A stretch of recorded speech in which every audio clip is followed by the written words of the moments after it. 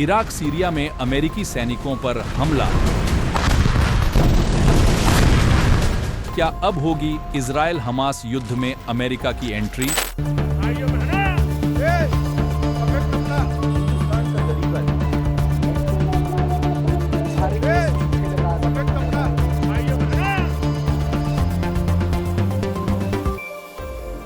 दरअसल इजराइल और हमास के बीच युद्ध की शुरुआत 7 अक्टूबर को हुई थी। इस दिन हमास के बंदूकधारियों ने गाजा पट्टी से दक्षिणी इजराइल में समुदायों और सैन्य ठिकानों पर हमला किया। इस हमले में करीब 200 लोगों को बंधक बना लिया गया और लगभग 1400 लोगों की हत्या कर दी गई।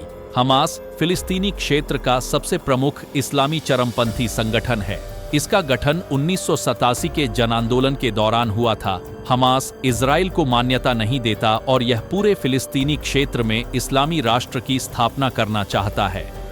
इजराइल हमास युद्ध के बीच इराक और सीरिया में अमेरिकी सैनिकों पर हमले बढ़े हैं। अमेरिका के इराक में 2500 और सीरिया में 900 से ज्यादा सैनिक हैं। ये इस्लामिक राज्य की लड़ाई में स्थानीय सुरक्षा बलों को सलाह और मदद देने का काम करते हैं। इजराइल हमास युद्ध के बीच इराक और सीरिया में अमेरिकी सैनिकों पर हमले बढ़े हैं। अमेरिकी अधिकारियों ने 19 अक्टूबर को इस बारे में जानकारी दी। उन्होंने कहा कि हाल के दिनों में इराक और सीरिया में बार-बार अमेरिकी सैनिकों पर हमले हुए हैं।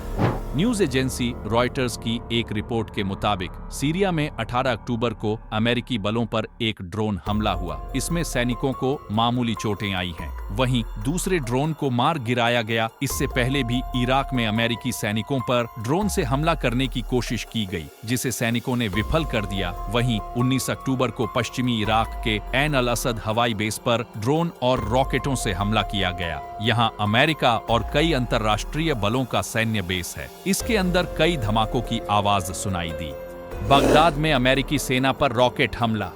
इराक की पुलिस ने 19 अक्टूबर को बताया कि बगदाद के अंतर्राष्ट्रीय हवाई अड्डे के पास अमेरिकी सेना के एक बेस पर रॉकेट से हमला किया गया। इस मामले में ज्यादा जानकारी अभी सामने नहीं आई है। अमेरिकी रक्षा विभाग के मुख्यालय पेंटागन के प्रवक्ता ब्रिगेडियर जनरल पैट्रिक राइडर ने भी 19 अक्टूबर को पत्रकारों से बात करते हुए बताया, मैं फिलहाल इन हमलों पर कोई प्रतिक्रिया नहीं दूंगा, लेकिन मैं इतना जरूर कहूंगा कि अमेरिका और उसके सहयोगी सैन्य बलों की किसी भी खतरे से सुरक्षा के लिए हम जरूरी कार्रवाई करेंगे।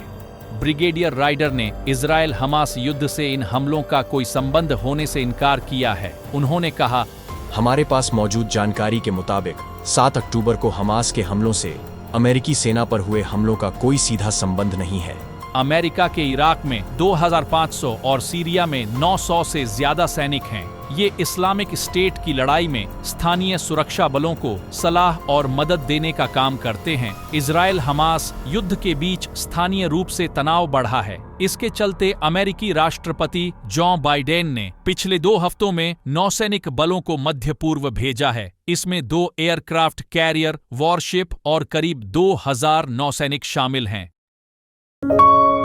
आप देख रहे हैं वार्ता 24।